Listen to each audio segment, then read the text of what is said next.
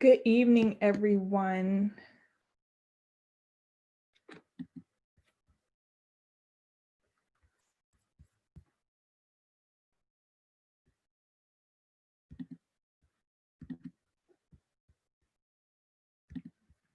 Good evening, everyone. I do thank you all for being on the webinar. I thank you all for signing up for the webinar, the FAQs when buying a home. My name is Danielle Smallwood, and I'll be presenting you with the information in regards to the frequently asked questions when buying a home. So I put this together due to previous clients. I work with a lot of first-time home buyers and clients, they ask a lot of questions, especially when it's your first time going through a process. You want to ask questions, you want to get clarity on the information, especially the home buying process, because it's a very important purchase for you. And it'll most likely be the most expensive purchase that you'll make in your life. So I put this together, which is basically frequently asked questions when buying a home, just going over questions and answering questions that I have done so over the years.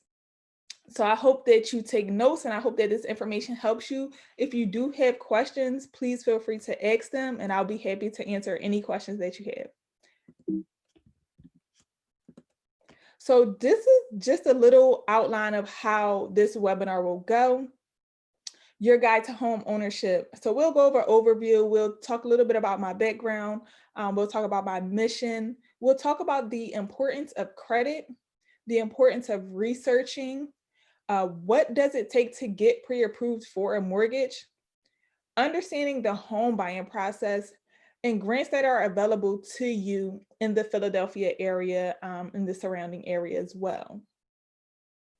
And if I'm going too fast or speaking too quickly, please feel free to stop me at any point.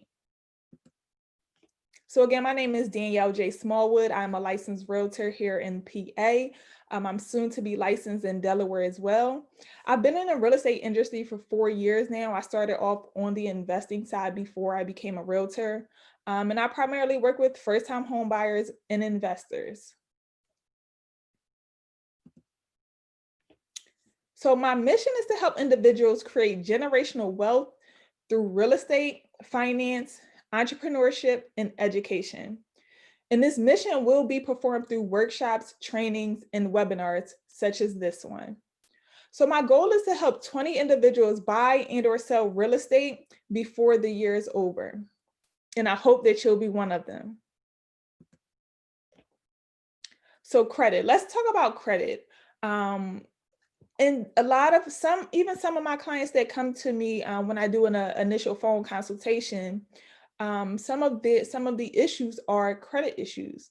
So one thing that you can do before even speaking with a realtor, you can easily pull your credit report just to see what's on your report. And if you have any discrepancies on your report, any items in collections, any things of that nature, you want to address those things. If your credit score is below a 620, you want to address the issues that's affecting your credit score. It may be that you have high debt. If you do, you want to pay down that debt so your credit score can go up and you can get pre-approved for a mortgage. So you can easily pull your credit report at annualcreditreport.com. This is something that you should do every year. You are able to check with the 3 credit bureaus, pull the 3 reports from the 3 credit bureaus. I recommend, if you're trying to get pre-approved for a mortgage, you may want to do it all up front. But what I normally recommend is that you pull your credit report 3 times a year. So once every quarter with the 3 different credit bureaus. So you may pull Equifax in the beginning of January. You may pull Experian the beginning of April. And then you may pull the third one in the 3rd quarter of the year, which is about September. And then when January comes again, that first one that you pulled, you want to do it again in January. So you want to do that 3 times per year. And this is very important. And this is how you monitor what's on your credit report. This is also how you monitor inaccuracies on your credit report if you do not have credit monitoring at all. So this is one way to do it. But again, if you're looking to get pre-approved for a mortgage and you do not know what's on your credit report at all, and you're looking to increase your credit score, you want to take a look at what's affecting your credit score. That way you can address those issues and boost your credit score up so you can get pre-approved for a mortgage. Now, you want to have at least a 650 or a 660 credit score. The higher the credit score, the better. The minimum credit score that you need right now to get pre-approved is a 620. Some lenders do 580, but with a 580 credit score, your interest rate is going to be high. And that it's not going to be outrageously high, but it's going to be higher than if you had a 660 credit score or a 680 or a 700 credit score. So this is why I say the higher your credit score, the better it is for you. Now you want to shoot for that 650 or above. You want to shoot for that 660, 670, 680. You want to shoot for that high credit score. Don't just go for the minimum 620.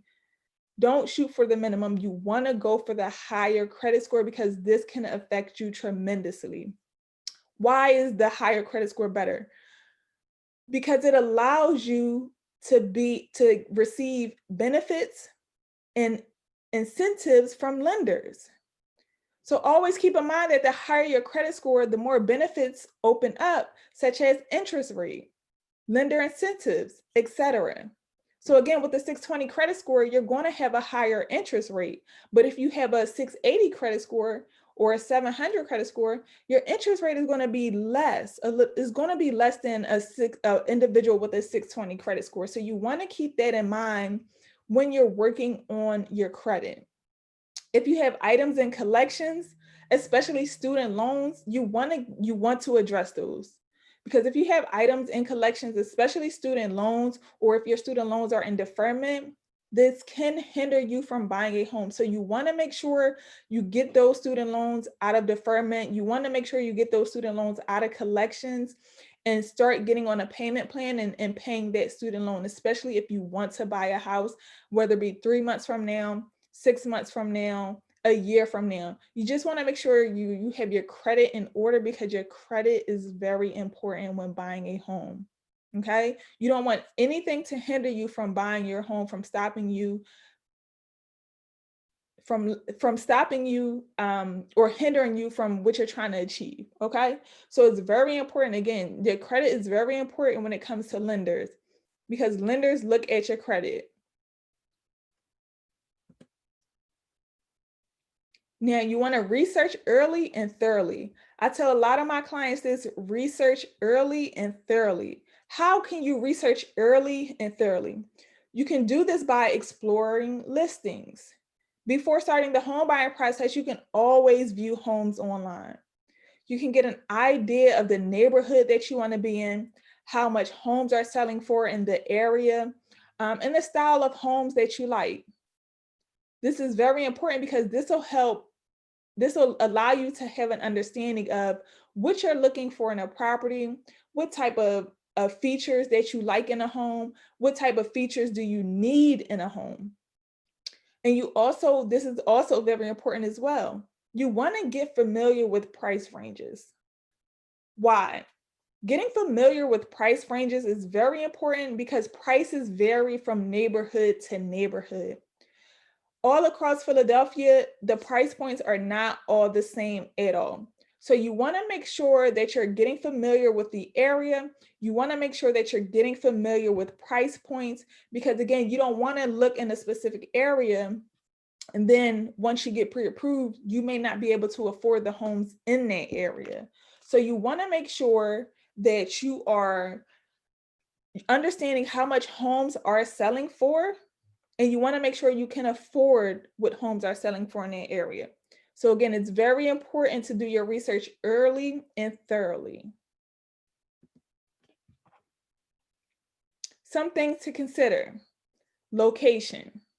Location, location, location. This is the number one thing in real estate: location, location, location. Location is very important when it comes to buying. As I stated in the previous slide, this will dictate, because of price point, location dictates price point. Affordability goes back to what I just said. depending on the location, can you afford the type of home that you're looking to buy in that area? And the size of the home. What exactly are you looking for in a home? Are you looking for 1,200 square feet that has 3 bedrooms, 1.5 bathrooms? You want to make sure that you can afford the type of home that you're looking for in that area, and that property is in the location that you're looking to be in. So all of this information is very, very important. And you also want to consider these things when you're thinking about buying a home, especially when you're getting pre-approved. So again, some of the research you can do up front just by looking at homes online. And again, you don't want to get overexcited when you see certain homes, because you still have to get pre-approved, and you want to make sure that you can get pre-approved for the style of homes that you're looking for.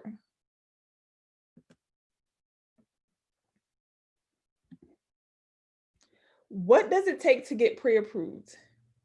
So here are a list of items that's needed in order to get pre-approved and in order to qualify for a mortgage.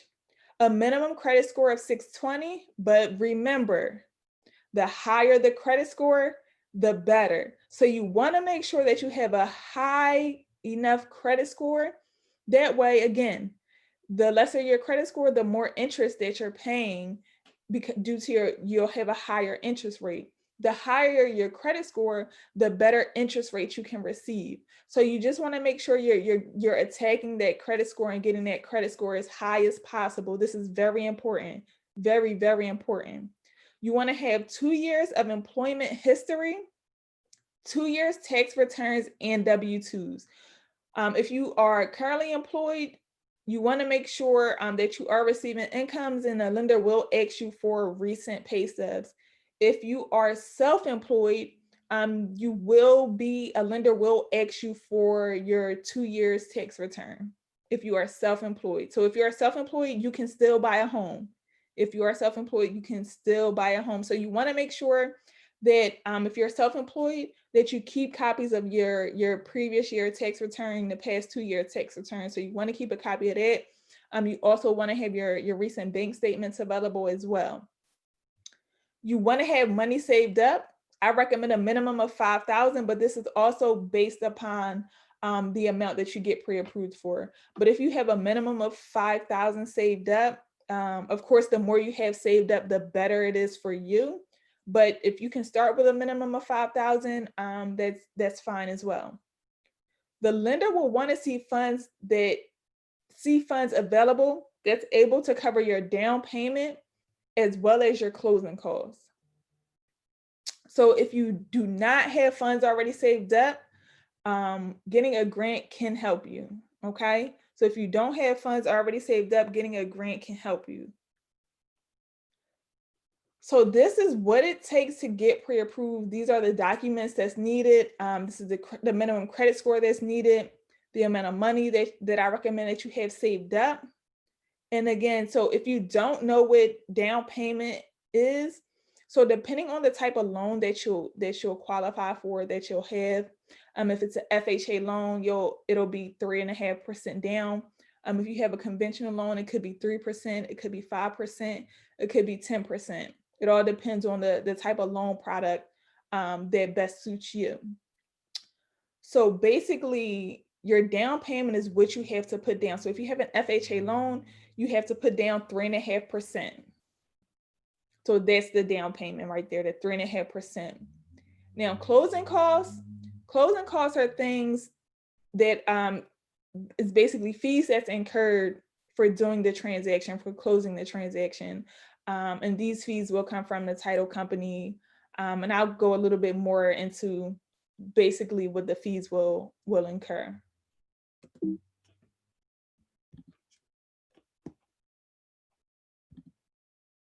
I want to make sure I didn't skip a slide. So understanding the home buying process. First thing you want to do, get pre-approved for a mortgage. Getting pre-approved is the step after speaking with a realtor.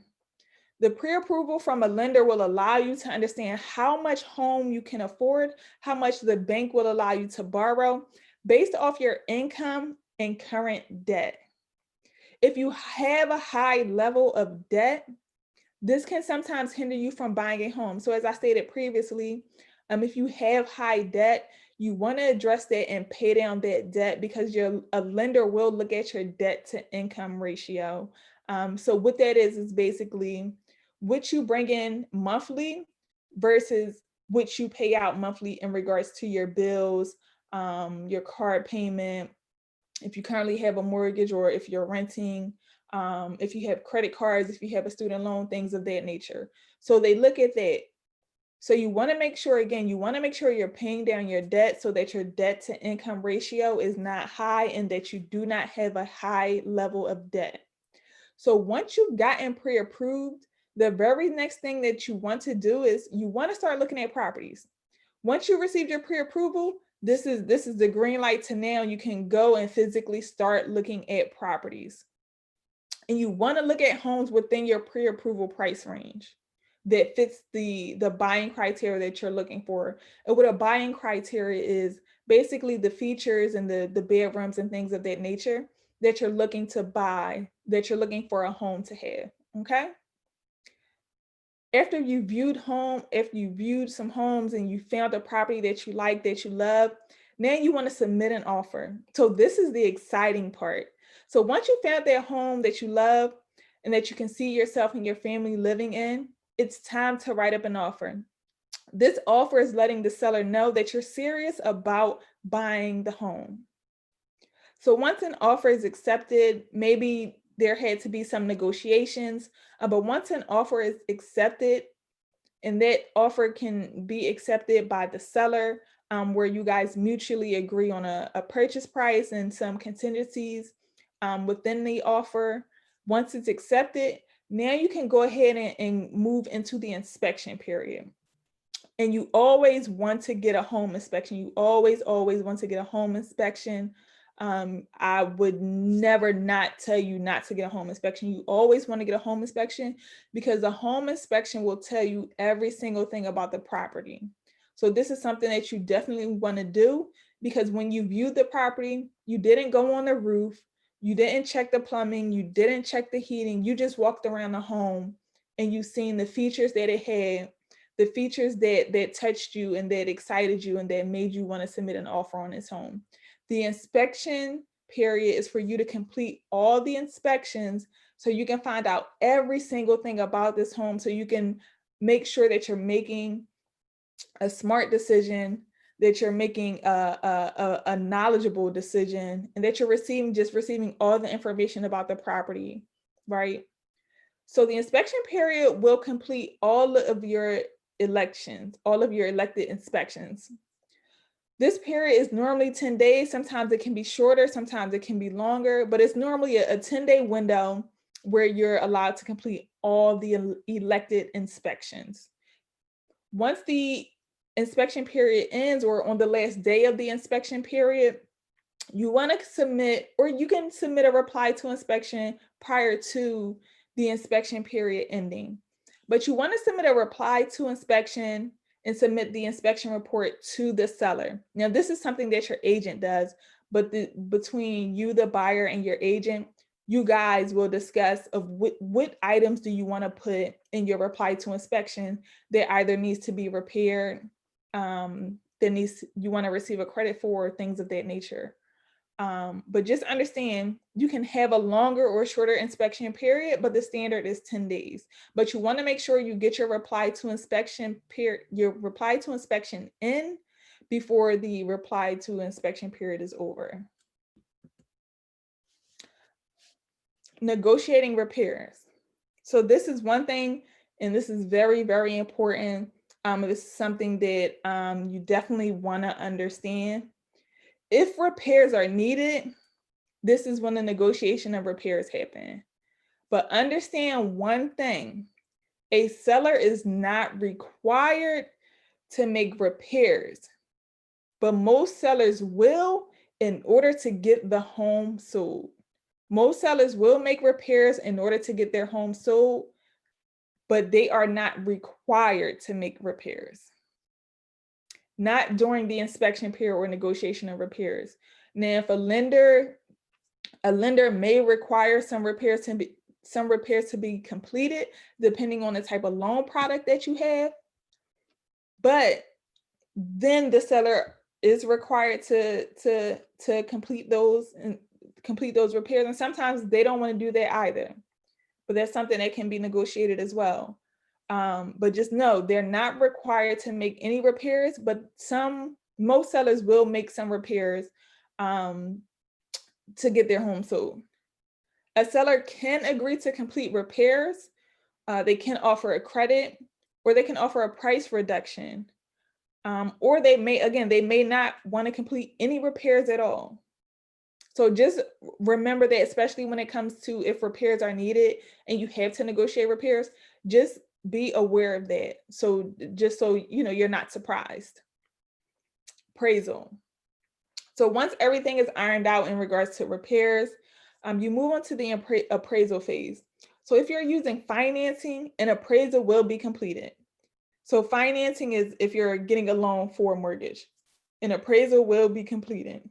An appraiser is sent out by the mortgage company, and the appraisal will tell you the value of the home. If you are using financing, a bank, or a mortgage company, they will not allow you to overpay for a property, especially if you're an FHA buyer, conventional. They will not allow you to overpay for a property at all because you automatically have a built-in appraisal contingency, okay? So you can't, whatever the property appraises for, that's what the bank will allow you to borrow. Anything above that, so for example, let's say there's a contract signed for 123 Main Street and the contract price is $110,000.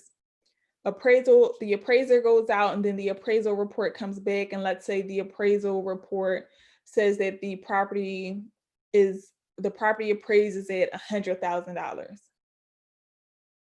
The bank will only allow you to borrow $100,000 what the property appraised for. So that's when a few things will happen. You'll let the listing agent know, hey, the appraisal came in low. My client is willing to move forward at the appraised price. Or if the seller is not willing to come down to the appraised value, they can fight the appraisal, or they can say, well, I'm not fighting the appraisal. The buyer has to come up with the remaining $10,000. Now, if you have that remaining $10,000 to come up with, you're fine with putting that money up. That's all fine and dandy, but just know the bank will only allow you to borrow the amount that the property appraises for, okay? So once the appraisal happens and everything is squared away in regards to the appraisal and the value of the home, you want to get the mortgage financing acceptance. So yes, you've been pre-approved, but that does not necessarily 100% mean that you are actually approved for a mortgage. You are only pre-approved, which is why it's called a pre-approval. You want to get that acceptance. So although you have been pre-approved for a mortgage, you still want to receive the final acceptance. This takes place when all documents have been submitted to the lender and your file has gone to underwriting. Once you receive the mortgage commitment, you've officially been approved for a mortgage. So this mortgage commitment, which is also considered a mortgage financing acceptance letter, this happens closer towards settlement. So just keep that in mind. But you want to make sure, again, you have all of your documents up front that's needed by the lender. You want to make sure that you're handing those documents into the lender in a timely manner as well. So once you receive that acceptance, that mortgage commitment, now you're on your way to officially closing and owning a home. So you've officially made it to becoming a homeowner, which is when you make it to closing. Closing is where you'll sign and secure all of the documents for a mortgage. And this is where you'll officially get the keys to your new home. So again, the home buying process is not long at all. Many people ask questions about how long is the mortgage process? How long is the home buying process? What does the home buying process all entails? So just with these two slides from here, getting pre-approved, to start viewing properties, to submitting an offer, to inspections, to negotiating repairs, to the appraisal, to mortgage financing acceptance, to closing. This is the home buying process in a nutshell, okay? Home buying process in a nutshell, so it's what, 8 steps. Home buying process in a nutshell is 8 steps, okay?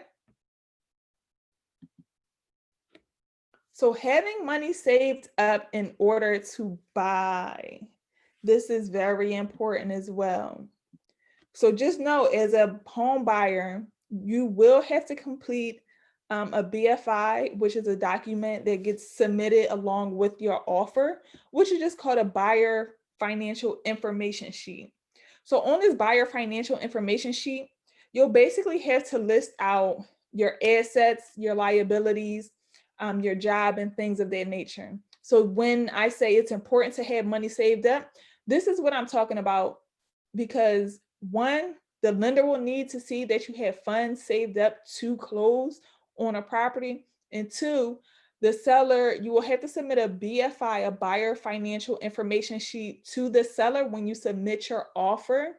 And they want to see that they will want to see that you have the funds to close as well, that you already have those funds to close as well. So this is very important to have money saved up in order to buy. So financial preparation is key. Besides credit, being financially prepared is a major key. Before starting the home buying process, you should have money saved up. The more money you have saved up, the better. I'm telling you, this is very important. The more money you have saved up, the better it is for you. You need funds to cover upfront fees, as well as down payment and closing costs. So you'll have upfront fees, you'll have to pay money for down payment, and you'll have to cover closing costs. So that's 3 things: upfront fees that you'll incur, down payment, and closing costs. So what are some of the upfront fees? You'll have to put down an earnest money deposit. Once your offer is accepted, you have to put down an earnest money deposit. Now, depending on the price point, the sales price of the property will depend on your earnest money deposit. It can range from $1,000. It can range from $2,000. It can be $5,000. It can be $10,000. All depends on the purchase price, the price of the property, okay? But that's due within the first 5 days of the offer being accepted. So again, this is why it's very important to have money saved up. You also need to have money saved up to cover your inspections. Once your inspections are completed, your payment to the home inspection company is due. They want their payment the time of service, right? So you want to make sure you have money to cover that. Appraisal, that's an upfront fee as well. So depending on the type of property, appraisal can be about $500.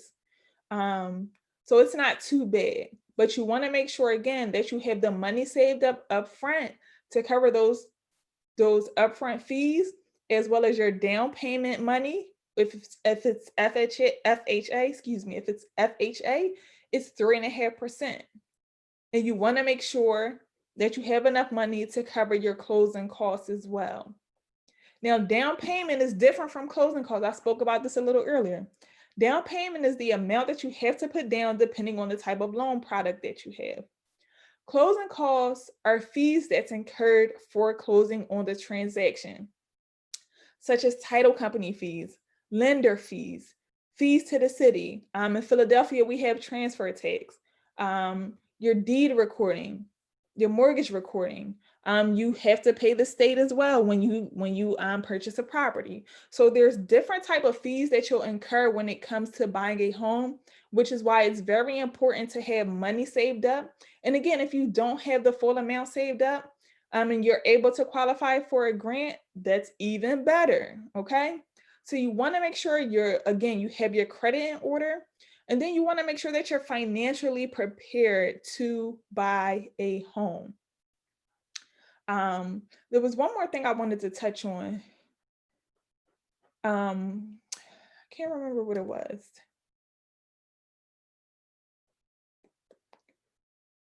Yeah, I can't remember what it slipped my mind. If it comes to me, I'll say it. But it was in regards to being financially prepared. Don't remember what it was, man. So how long does it take to find a home? This is another frequently asked question. How long does it take to find a home? It's all up to the home buyer, right? So I've had clients who found a home the first time out. I've had clients who found a home a month later. I've had clients who've taken over a year to find a property. It's all up to the buyer. It all depends on what you're looking for and how soon, you find a home that you can see yourself and your family living in. In most cases, it does not take long at all. But again, it's up to how soon you find something that you can see yourself and your family living in. How long is the home buying process? This is another frequently asked question. How long is the home buying process? So again, we went over the home buying process from start to finish, and it was 8 steps. The home buying process is not long at all. It's all based on if you have your docs in order that the lender will require, how soon you can find a home, and how soon the offer gets accepted. From start to finish, it can take 2 months or longer. Again, it all depends on how soon you find a home. But the home buying process in itself, so from the time your offer gets accepted to closing, it's normally a 45-day process. It can be a little longer if the property is occupied, meaning if there's a tenant in the property or if the owner is actually living in the property. It can be about a 60-day close or sometimes longer, depending on how soon they find somewhere else to live. So it all depends. But if you're buying a newly renovated property, it's normally like a 30 to 45-day process. Not long at all. Grants. So what grants are available? So here in Philly, even in some other areas outside of Philly, such as Delaware County, Montgomery County, Bucks County, there are grants available to help first-time home buyers buy a home. So Philadelphia has a first-time home buyer grant, which is up to $10K or 6%, whichever is less towards the purchase of a home. So this has helped a few of my clients tremendously where they didn't have to bring much to closing. So this grant is very helpful, but with most of these grants, you have to qualify. With the Philly first time homebuyer grant, you have to qualify for that grant.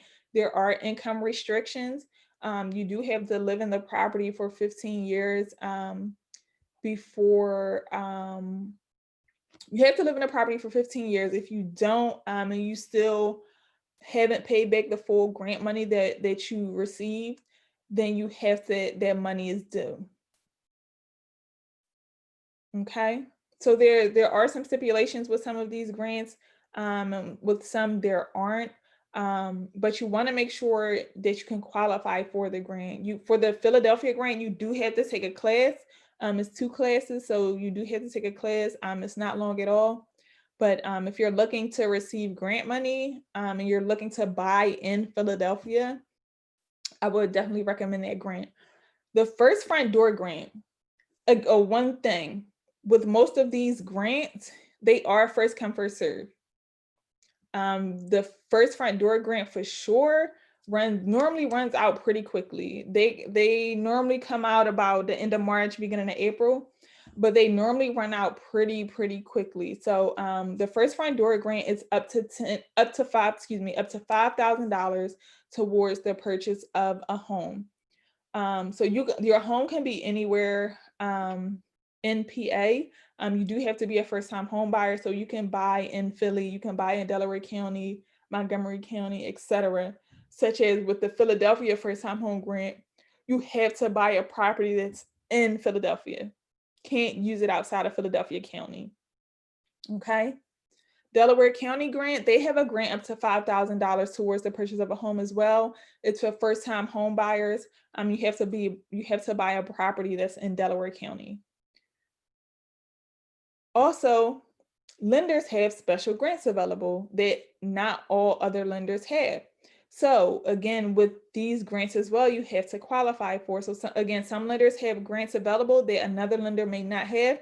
So it's always good to shop around. I have a few lenders on my team, and they all don't have the same grants available, which is why I have different lenders on my team, because I'm looking to help my clients, purchase properties. And if they qualify for a grant, then let's get them that grant. But if not, it's best to have money saved up because again, you have to qualify for these grants. So if you cannot qualify, that's why it's important to have money saved up. That way, you can still purchase because you have that money saved up. So that is the presentation in regards to the frequently asked questions when it comes to buying a home. So now that you have the information, I hope that you found this information helpful. Let's find you a home. My contact information is on this slide, so you can always feel free to shoot me an email, to reach out to me, I'm able to answer any questions. If you want to do a phone consultation, you can feel free to email me as well in regards to that. And we can set some time up just to talk about what you're looking to accomplish when it comes to buying a home, what you're looking for in a home, how soon you're looking to purchase a home. And if it's soon, we can get the ball rolling. If it's not soon, that's fine. We can put a plan together to get you on track to buying that home. We can also, like, again, like I said previously, if you have credit issues or not credit issues, credit challenges. If you have credit challenges, let's get the ball rolling on that so we can get you in a home. Let's start attacking our challenges so we can get you in a home and creating a legacy and creating a safe haven for you and your family. Any questions at all? Any questions? Any questions? If something that I stated wasn't clear, just let me know. But any questions at all? Any questions? You can put it in the chat. Any questions?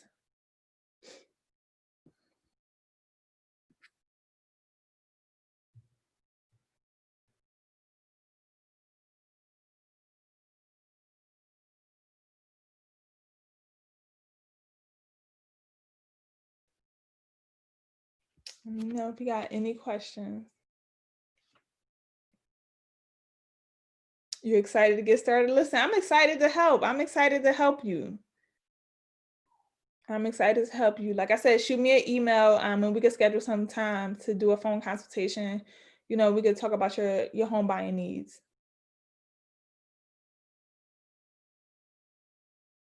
Any questions? So if there aren't any questions, I'm just going to go ahead and in the webinar. If you do have questions and you may be, too shy to ask, you can feel free to shoot me an email.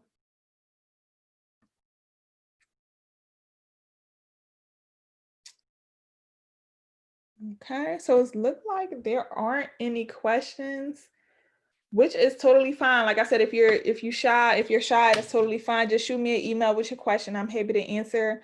If you're looking to schedule a phone consultation, it's free.